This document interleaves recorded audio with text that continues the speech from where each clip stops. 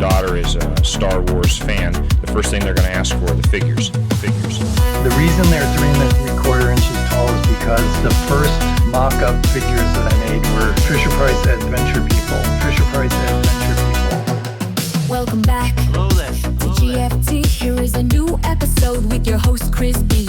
Thanks for tuning in. This will be fun. Let's discuss figures and the latest toy run from a galaxy far, far away. Let's dive into the news and what's next in your display. From the Black Series to TVC, from Hasbro to the Kenner Legacy. 3.75 inches, 6 inches tall. Galactic Figure Talk covers it all. Displaying, rearranging the collection. Discussing figures, asking Hasbro for perfection. The thrill of the hunt, filling gaps is the mission. Always on the move, always wanting mint condition.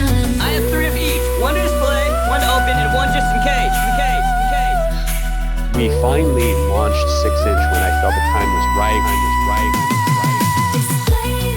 Welcome to another episode of GFT Galactic Figure Talk. My name's Chris B. I'm your host, and on this episode, I'm gonna get you up to speed with the latest reveals from this morning's Hasbro Fanstream that took place on the Hasbro Pulse YouTube channel, where they talked about new retro collection figures, new TVC, and new Black Series figures. And I'm gonna try to keep this episode as short as possible, and I try to keep it positive as well. All right, I'll promise. So let's dive into it. Let's start out with the retro collection. They showed one figure with the new astromech droid coming to the line, which is R4M9. It's one of the droids that you see on the Tantive 4 when the Rebel Fleet Troopers are being moved down the corridor. You see the droid there. We have several of this guy in the 3.75 inch line, but we have never had one in the original Kenner run, and we don't have it in the retro collection. So this is basically a new character for the retro line, and I think that's pretty cool. It also opens the doors for more astromech droids, and I think that is a great thing overall. When you look at the original Kenner run, I mean, we had R2-D2 and we had R5-D4, and that was basically it, right? I mean, we had the regular R2, we had R2-D2 periscope, we had the lightsaber shooting one, and then we had the one in the Droid Factory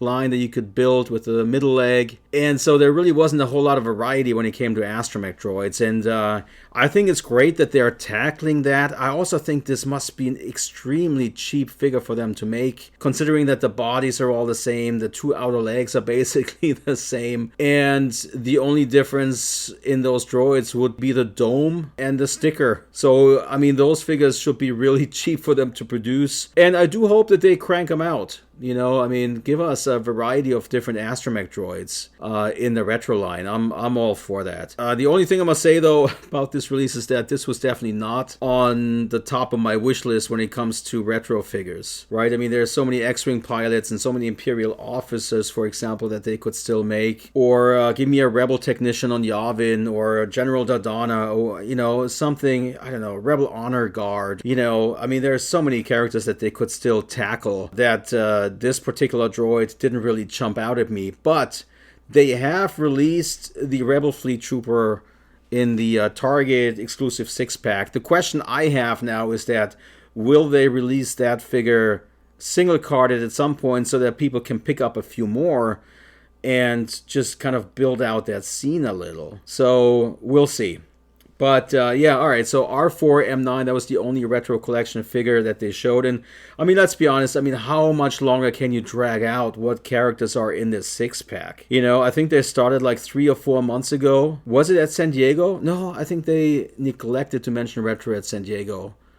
But they mentioned it right after, I think, that retro was still a thing. And since then, I mean, they've revealed 3 characters. Come on. All right, but that's retro. Let's talk about TVC. They showed 4 figures for TVC. The first repack is Greedo. That's the Mos Eisley Cantina Greedo repacked on a different card back. Another repack is the Imperial Snowtrooper Commander. They pulled this one out of the Troop Builder 4-pack, and they're now putting him on a single card. And then they also are going to do a brand new sculpt of Poggle the Lesser on an Attack of the Clones card, which looks really nice. I'm looking forward to this one. I mean, this felt like it was the nicest reveal from all of today, because this is something, like, it looks new, it looks elaborate, it looks like the paint is there on this figure, it looks like the articulation is nicely hidden, but still there. If you remember the Pogo the Lesser in 3 3/4 inch that we already have, I mean, we have 2 of them, right? But that figure always felt like he had a really wide stance for some reason. So, alright, so they updated him. And with the theme of next year for the Battle of Geonosis, I mean, this does make sense. He's the big daddy on Geonosis. So, yeah, I'm kind of happy that they're making this one. And the card back looks good. So, yeah, thumbs up for this release. Then the other one that they showed is General Veers on the Empire Strikes Back card back, of course. Yeah, it checks off another 96 figure in TVC. So, alright, why not? They did mention it's the first time that General Veers is named by name on the TVC card. I find it interesting that they call him General Veers on the card, and in parentheses below they say AT-AT Commander. Well, what is he? Is he a general or is he a commander? You know, but I think it's just a nod to the original card, I guess. But yeah, I mean, it's a good looking figure. Wasn't high on my wish list, to be honest.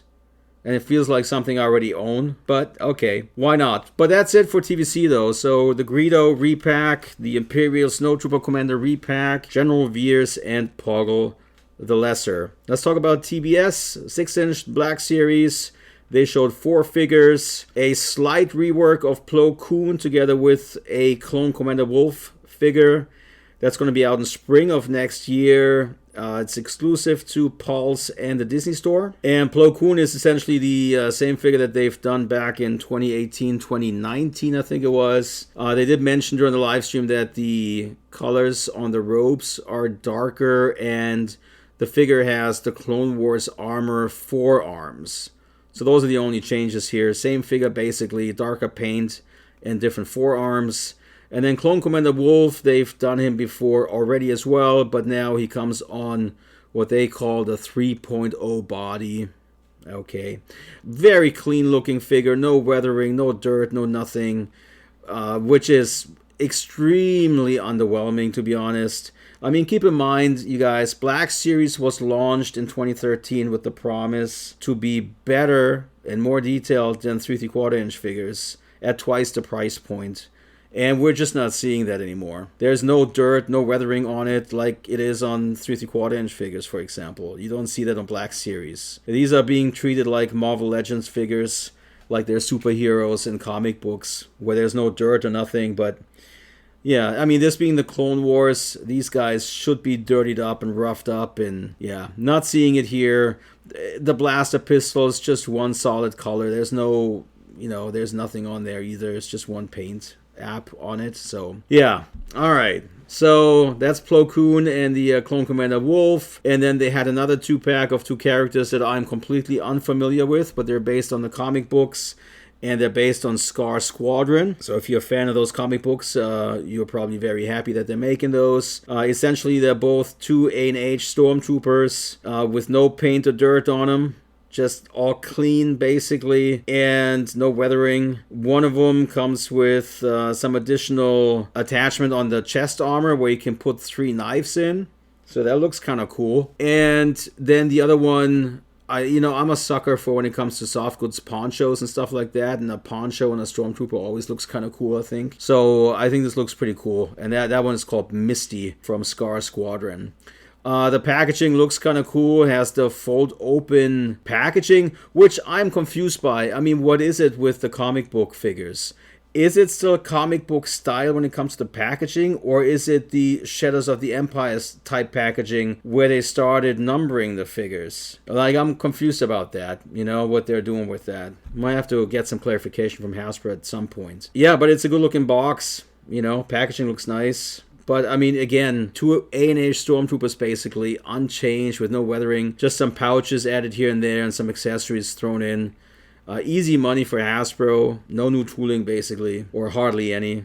Some of the weapons. So, alright, that was it for Black Series. Plo Koon, slight rework of that figure. Then they're using a Clone Trooper body now for Commander Wolf, and then the 2 Stormtroopers from Star Squadron, the comic book series. And that was it for this reveal from this morning. And, you know, when I look at this offering, I mean, there's... it's a tough one. It's really tough. I mean, you know, I call it triple R, right? Repack, repaint, remake. And that's what I'm seeing here. You know, even though for Black Series, okay, Plo Koon is kind of a new version of the character. And those 2 Star Squadron troopers have not been released previously either. But I mean, when they're just essentially regular Stormtroopers with a little bit of stuff added, I don't know. Like, yeah. And then Greedo and TVC and the Snowtrooper Commander.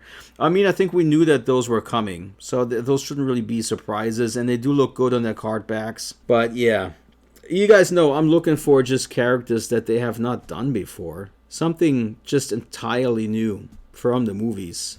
Sequel trilogy, the Solo movie, Rogue One. There's still characters to be made from that movie. You know, the Skeleton Crew. The entire crew is missing. All those cool pirates that they could make in TVC or in 6-inch. Andor, there's like not a lot of Andor figures in TVC, for example. And regardless of how you feel about The Force Awakens, but next week is the 10th anniversary of that movie. They could have shown a Black Series Kylo Ren figure, maybe. An updated sculpt of that. Or, I don't know, give us something in TVC from The Force Awakens, you know? Just saying. Like, even if you're not the biggest fan of the sequel trilogy, but there are people who grew up with these movies. Why not give them something to collect as well? And talking about the 10th anniversary of The Force Awakens, you know, for a while there was a rumor saying that Lucasfilm is going to re-release TFA in the movie theaters, but it doesn't look like that's the case.